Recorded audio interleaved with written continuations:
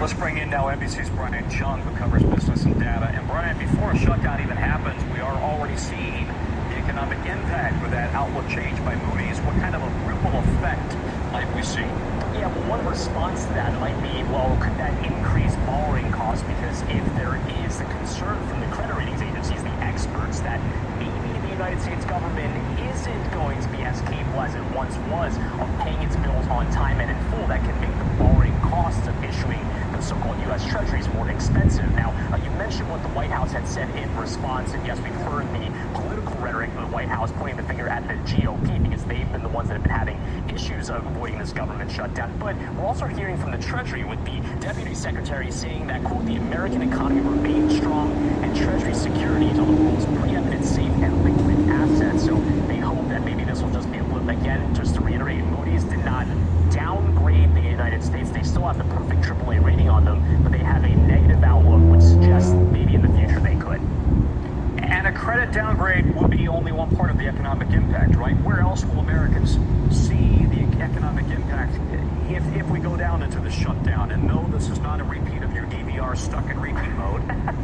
Yeah, let's talk about exactly what happened in 2019 when we talk about what happened to the economy. 300,000 federal employees were furloughed at the time if they were deemed not necessary. Now, even those that were deemed essential to the government had to go to work without paychecks on the promise that we'll get you once we get out to the other side and the government reopens. But for that reason, even essential services at the TSA and the IRS, for example, you had some workers say, if I'm not going to get paid, then I'm not going to show up in the first place. And that could lead to big paralysis at the major airports around the country. It only takes a few air traffic controllers to leave the job to really bring things to a standstill. Now, when it comes to the numbers of the 2019 shutdown, we saw $11 billion lost, $3 billion of which the Congressional Budget Office says was lost permanently. But for what it's worth, it might not do that much damage to your 401k if we go into one, because markets, Tom, over that period went up 10% in 2019. So a lot to digest there. Thanks for watching. Stay updated.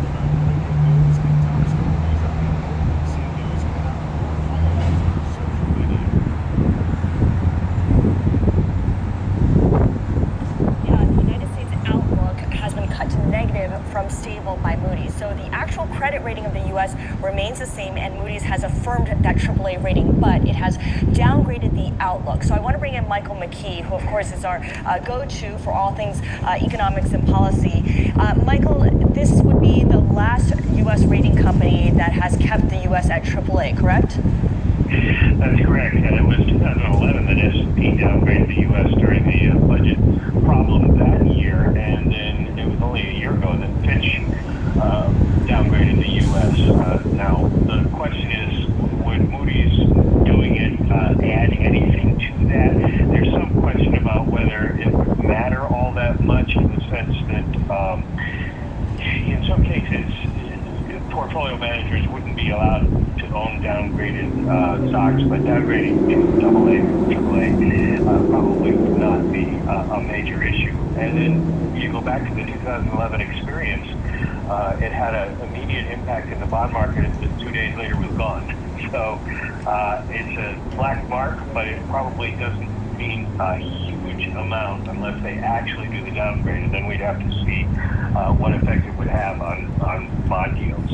I am curious though too. I mean, when you see these reports, Michael, and the idea that they're not necessarily talking about the fundamentals themselves, they're talking about political polarization, they're talking about the dysfunction in Washington as sort of the backdrop for why they're making the decisions to put these ratings on watch here. And we'd be remiss in not pointing out we're 1 week away from a budget deadline. The Speaker of the House is on his way to Europe instead of actually in Washington working on a deal, and we still don't have a bill on the table. So why should we not think that the Moody's, and for that matter Fitch and S&P, will follow through?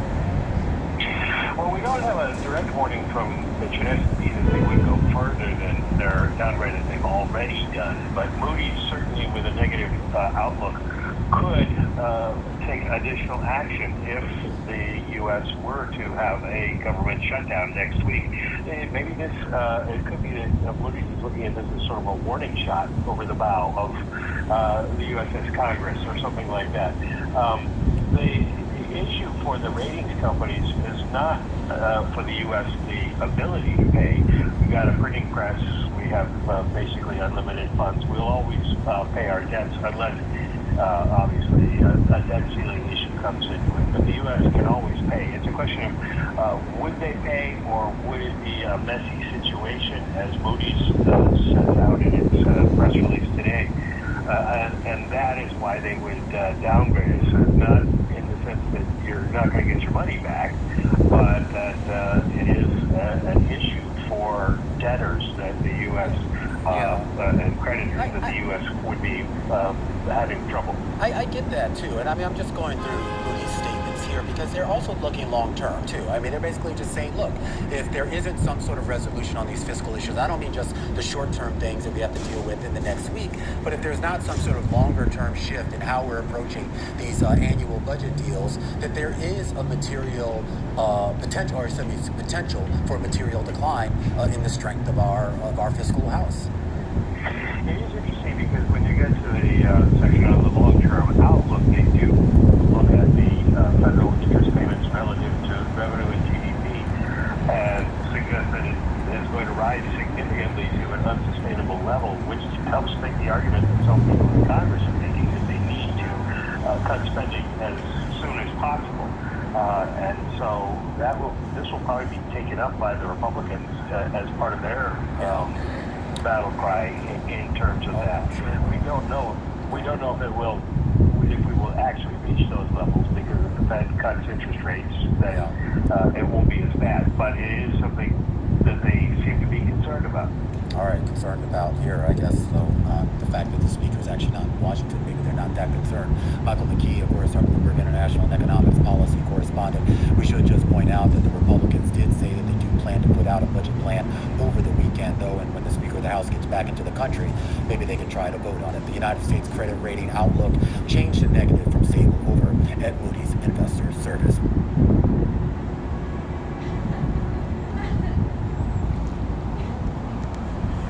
Shalom. That was relating to Bloomberg Business Report and also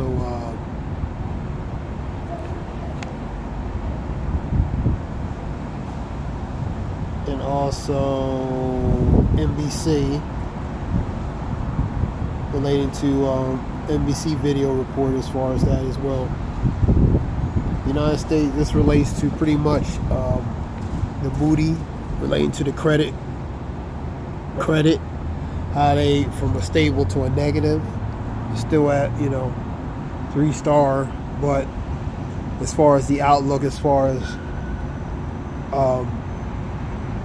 the strength, physical, financial strength, they look at it, they put it as a negative potentially. So the United States credit outlook was changed to a negative from the stable by Moody Investor Service. So this is one of the last ones relating to as far as the credit service, as SP downgraded the credit service. So this will be the last one. Moody's Investor Service, which said the downside risks to the country's fiscal strength have increased. The Bloomberg Michael McKee report. So they're basically talking about pretty much the instability relating to the fiscal, as far as these annual making their budgets instead of these short spurts of a short fix, temporary fix to find a longer term fix, so they see a lot of instability as far as actual making a more of a long term relating to these annual deals that they have to make with relating to the budget, man. So they put it as a negative potentially,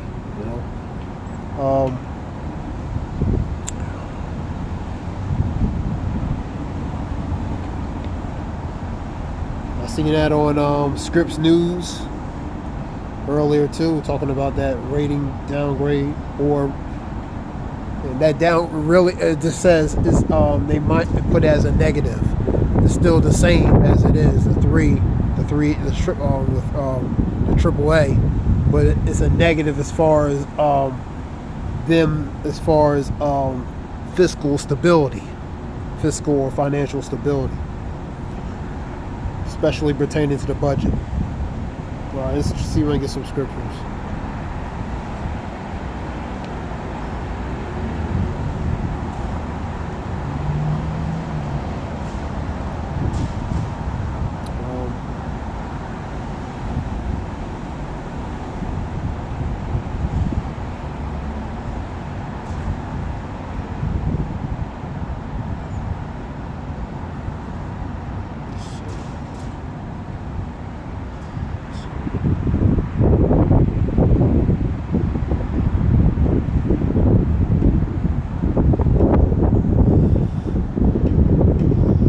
Habakkuk 2.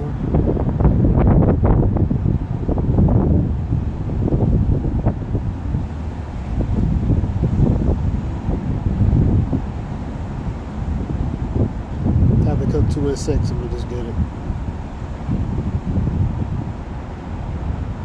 I'll get it from a GNT and see what it says on that too.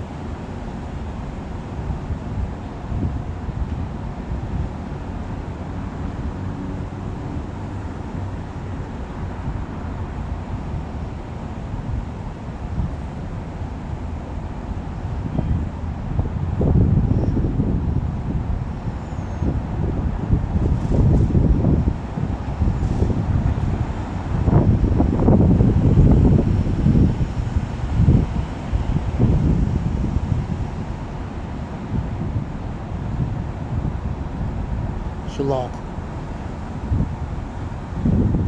Alright. Habakkuk 2 and 6.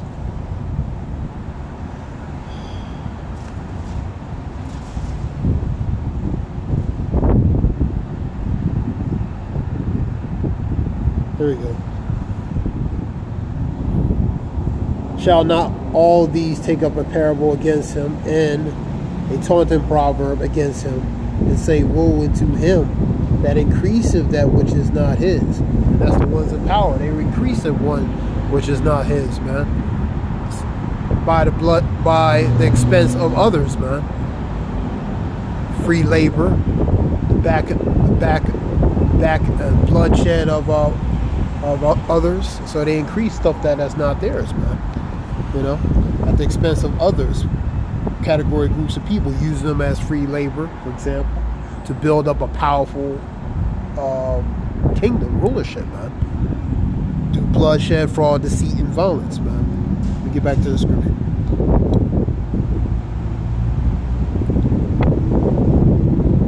Shall not all these take up a parable against him, and taunting proverb against him, and say, woe unto him, woe unto him that increase which is not his. And that's a warning, you know.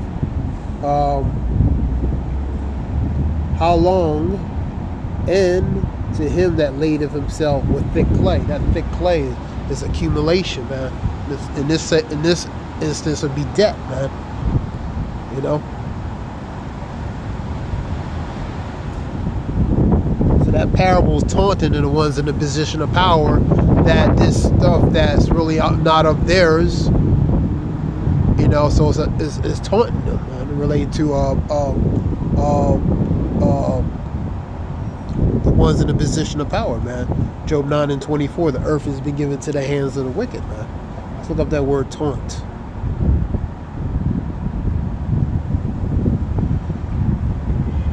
Taunt, intended to provoke someone in an insulting and contemptuous manner, man. So that's the ones in the position of power. As a warning, as a proverb to ones who are in a position of power, man. It's taunting them regarding that, man.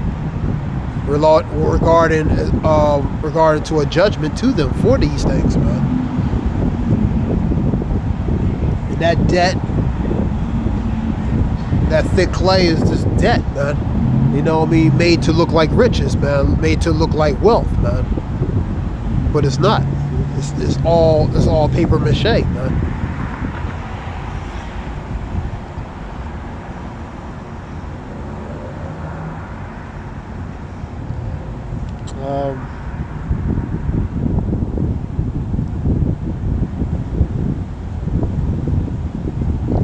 Let me see if I can get it from a GNT. Same one.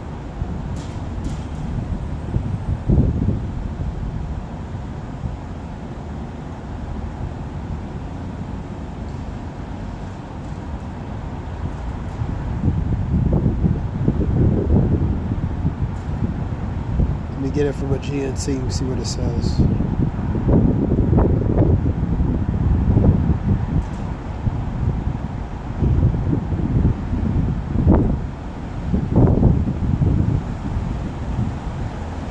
There we go. This is NIV, which is New International Version. Well, not all of them that taunt him with ridicule and scorn, because that's what that taunting is, ridicule and scorn in a contemptuous manner, saying, woe unto him that pile up stolen goods, and that goes to riches that's not his, man. And make himself wealthy by extortion. How long must this go on? So it's a question: how long to endure this individual or this one's in the position of power doing these things, man? So that's the question. Woe to him that pile up stolen goods. That goes to that thick clay. The goods are part of that thick clay, and you got and make himself wealthy by extortion, bloodshed, violence, and other things as well, at expense of certain people, man. Using them specifically as free labor, man, to acquire that form of wealth, man, to their rulership, man. How long must this go on? So it's asking. Let me see, number 7. Will your creditors suddenly arise? Will they not wake up and make you tremble? Then you will become their prey.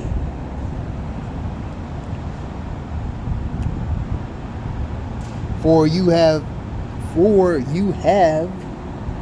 shed human blood. You have destroyed lands and cities and everyone in them. And that's what they have done. You know, take over lands. Psalms 49 and let me get that real quick.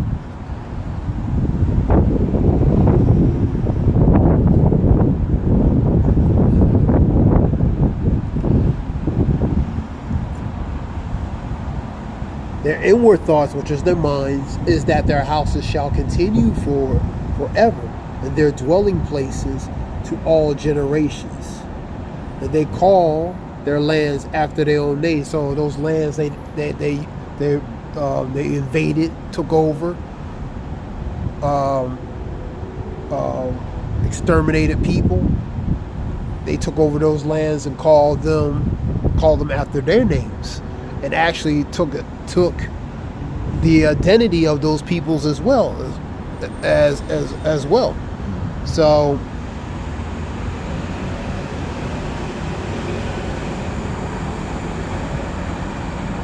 we go back to where was that?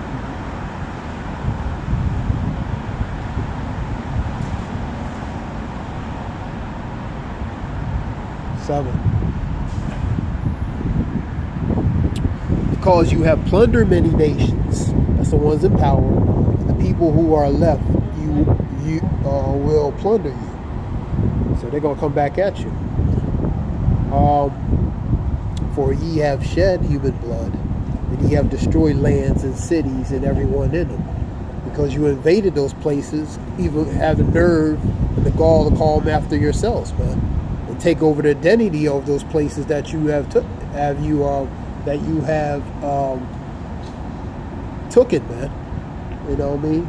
The resources, the means, the resources, even the people, man. Woe to him who build his house by unjustly gaining, and set up his nest on high to escape the clutches of ruin. You have plotted in ruin of many people, and that's the ones in the position of power. They ruined many people. You know, they took over their lands, their resources, you know, African countries, all these different countries, for example, you know, and these other nations who benefited off their resources at the expense of, plundering the people, man. You know what I mean? The African countries are a perfect example. These Europeans taking over the African country, using them to get close so they can take their resources and pretty much plunder and dilapidate a people, man.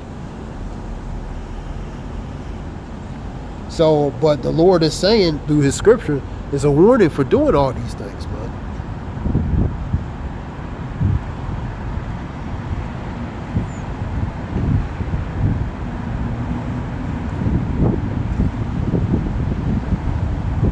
You have plotted and ruined many of people, shaming your own house, and forfeiting your life. You know, your house is your power, man. You know what I mean? Your rulership, man, that's your house, man.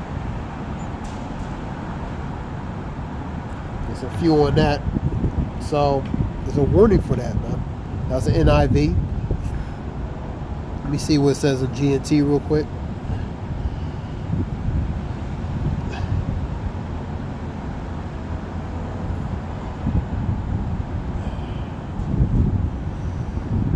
There we go. This is GNT, which is a Good New Translation. The conquered people will taunt their conquerors and show their scorn for them. They will say, you take what isn't yours, but you are doomed. And they are doomed, man, because ultimately it's going to be, that's why it says, woe unto them, man. You know what I mean? It's a warning for their destruction, man.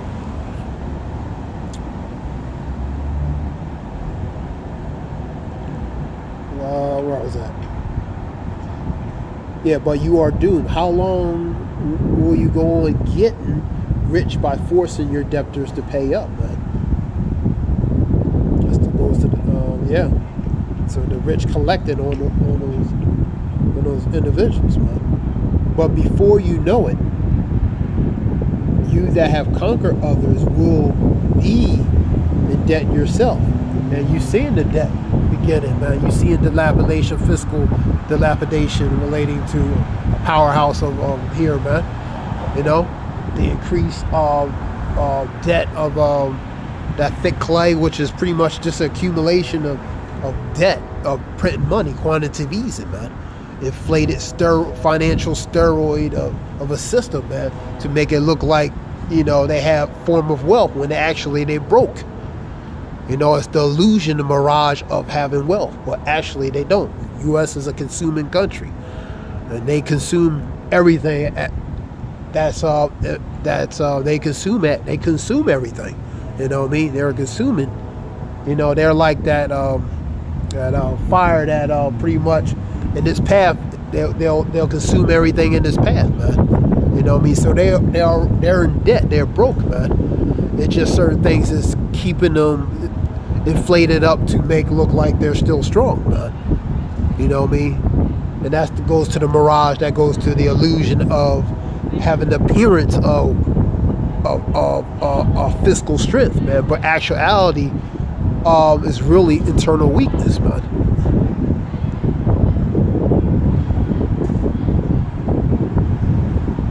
All right, here we go.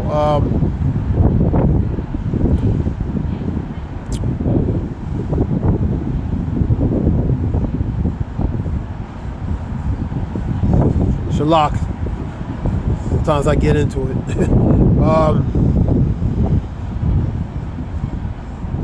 But before you know it, you that have conquered others will be in debt yourself. U.S. is in debt, what, 33 trillion plus? You know what I mean? After a while, that balloon, when it keeps imploding up, eventually it will pop. It's just a matter of WHEN when it's going to do it, man. And be forced to pay interest. Enemies will come and make you tremble, man. And they will plunder you. Ultimately, these nations are going to plunder, man. Because scriptures talk about the nations are mad, man. You know what I mean? They are mad, man. And you have plundered people of many nations. Like I said, various countries respectfully all over the world related to the resources, man. Taking the resources. They just take it. They come in there, just bogart and take it, man. But go to 49:11. You know what I mean? Their inward thoughts. They believe their houses will continue from generation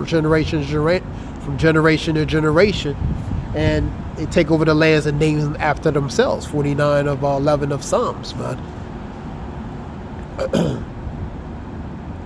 And you have plundered the people of many nations. But now those who have survived will plunder you. So they're going to come back at you because of the murders you have committed and because of your violence against the people of the world and its cities, man. through fraud, bloodshed, and deceit, and the back and bloodshed of using certain people to gain unrighteous, unjustly gain of fortune and wealth, man.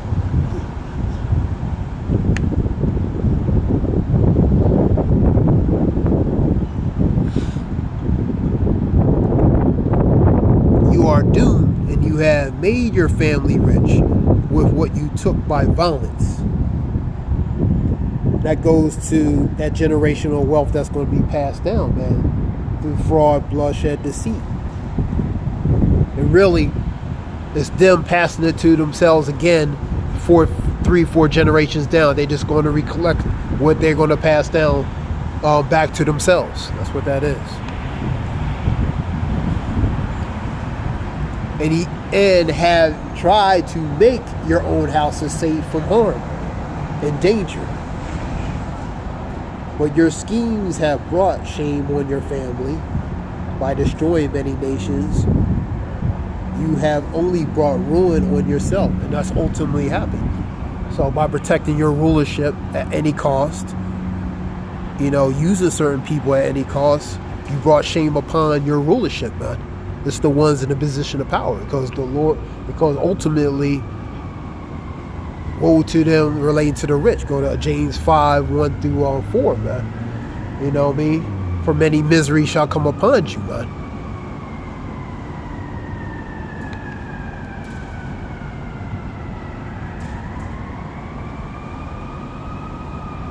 But your schemes, which goes to your plots, your ploys, forms of devices relating to your imagination and thoughts, have brought shame on you and family by destroying many nations. You have only brought ruin on to yourself. And I'll stop there. So it's going to be to their demise, man. That's why it's a warning to them, man. Let me get James 5 real quick. Finish it up. This talks about the ones in a position of power, man. Let's see if I can get it from a GNT. We're in there on this one.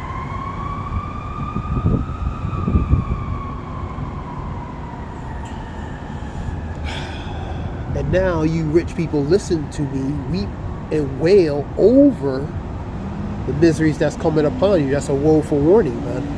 For you rich. Your riches have rotten away. And your clothes have been eaten by moths. Moth-eaten holes in it, man. It's no good, man. Just like your system is beginning to deteriorate, man. You know what I mean? It's beginning to deteriorate. The fabric of it is literally coming apart, man. Your gold and silver are covered with rust. They tainted, they tarnished. And will be a witness against you. That goes to a testimony against you, man. And will eat up your flesh like fire. So you're going to be burning, man, literally and figuratively, but literally. And ye have piled up riches in the last days. So your last days is now, man. We coming to the end of hegemony, which means a sovereignty or form of power, and that's what that is, man. We coming to the end of it, man.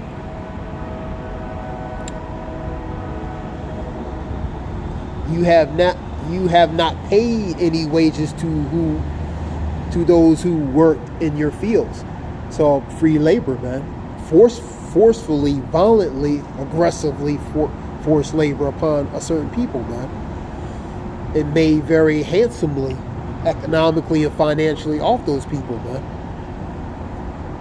You had not paid any wages to those who work in your fields. Listen to their complaints. Their complaints goes to their cries. The righteous complain continually. That's understatement. They cry continually, man.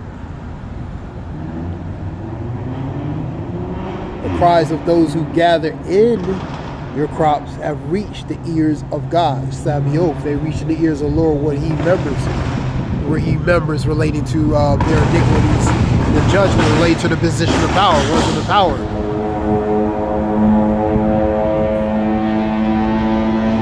Reach the ears of God, the Lord Almighty. Your life is here on earth has been full of luxury and pleasure. Scripture talks about they're not in trouble as other men. So they're not going to be in trouble as other men because they're in a position of power. The earth has been given to the hands of them, man. This is their rulership. So they're supposed to be in pleasure. They're supposed to be in luxury. This is their time, man.